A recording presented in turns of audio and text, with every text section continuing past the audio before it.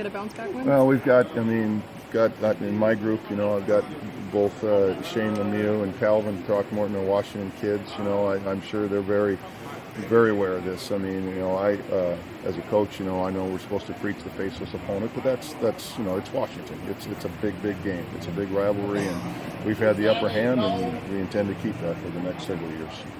Whether the streak ends or continues, how amazing is it? 12 in a row at this point. Streak's not going to end, right? Okay. Streak's not going to end.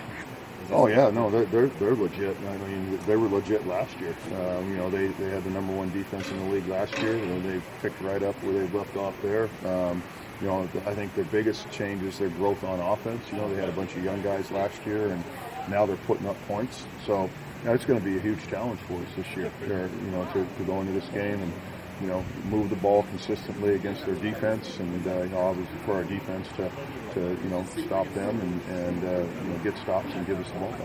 Let me make some sure you would ask, but the lack of blitzing that they do, and they're still with, I think, 4.5 sacks a game almost. What's that front do so well that allows them to basically hold back guys but still pressure up front? Well, they've got great suddenness. They've got, combining with their size inside, those guys can move. They have great suddenness inside. They're going to eat up 2 and 3 blockers with 2 guys. Their ends are, got speed, agility, and power. They've got it all there. And they'll bring 4, but they'll zone blitz quite a bit. So you got to be on your mark as which 4 they're bringing. So it's not just straight out man blitzes.